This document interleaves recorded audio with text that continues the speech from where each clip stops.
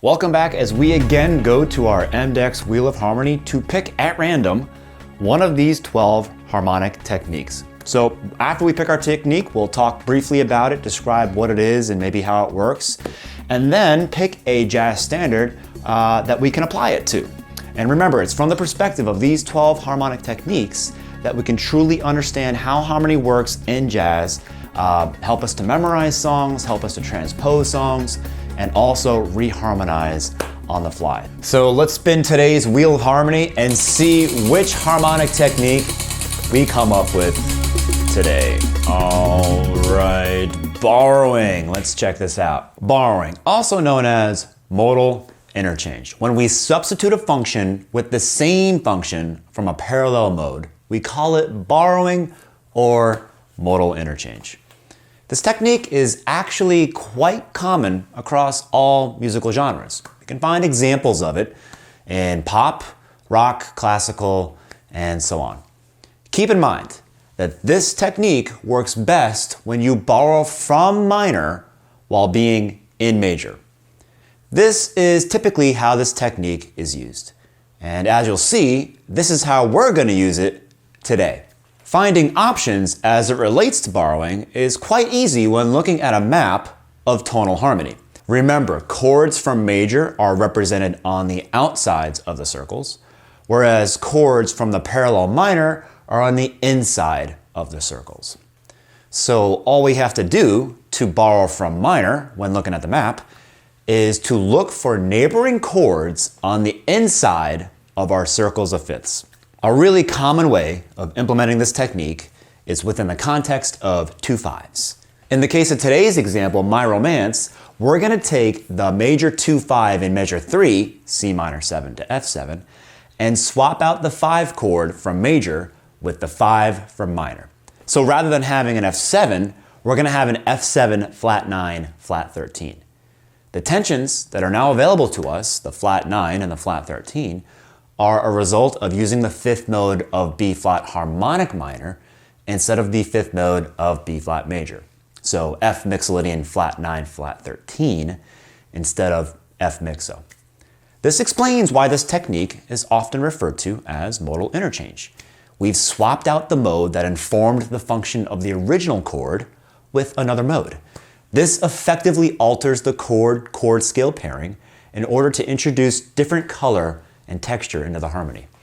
This is a vast topic, and there are many ways of implementing modal interchange, but today's example is the most common way that you'll see modal interchange used. So basically, every time you see a primary or a secondary 2/5 that targets a major chord, know that you can always replace the 5 chord with a flat 9, flat 13. And I say always because remember, your reharm should always be considerate of the melody when and if the melody is present. Again, this topic is vast and there are many possibilities, but the one we talked about today is quite common and pretty safe. In the future, we'll explore other options as it relates to borrowing and modal interchange. So I have our Jazz Standards progression book here, complete with chord changes, chord scales, and full harmonic analysis.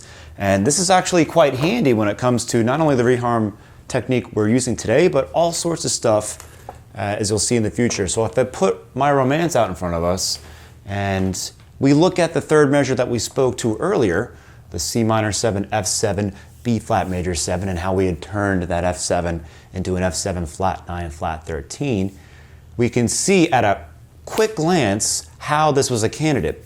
Like I said earlier, we have this full harmonic analysis built into the book. So anywhere there's a 5-1 progression, you're going to see an arrow. So right away, I can have, at one look at the book or one look at the chart, I can see all sorts of candidates as it relates to today's technique. So I'll A, look for an arrow, and then B, qualify whether the 5 chord that relates to that arrow is mixo. If I can say yes to both of those questions, is there an arrow, and is that chord scale mixo, then we can use our borrowing technique from today. Like in line 3, the second measure of line 3, I see an arrow indicating a 5-1 movement, and I look at that B flat 7 associated with that arrow that targets the E flat major 7, and I see a mixo chord scale pairing.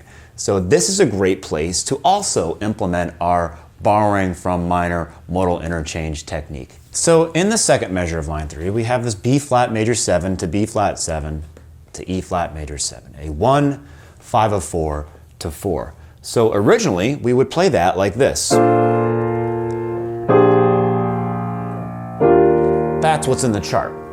Let's use today's reharm technique and take that B flat 7 and turn it into a flat 9, flat 13. If we do that, we'll get this.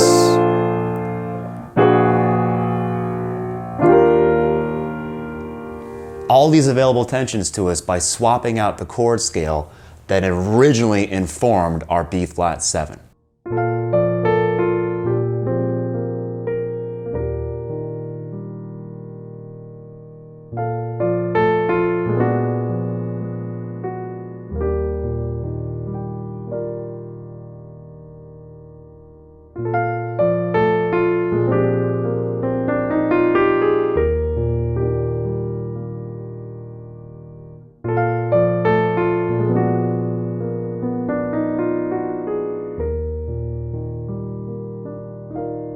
That wraps up today's Wheel of Harmony video, and like we said earlier, this is a vast topic, like with a lot of the reharm techniques on this wheel. So we're going to continue to make more and more videos that dive deeper into these ideas of borrowing and modal interchange and interpolation and all the stuff on the wheel. And don't forget, you can find any of the stuff you saw in today's video, like mapping tonal harmony or even our Jazz Standards Progressions book at mDecks.com. Come back next time as we dive into another topic on our Wheel of Harmony.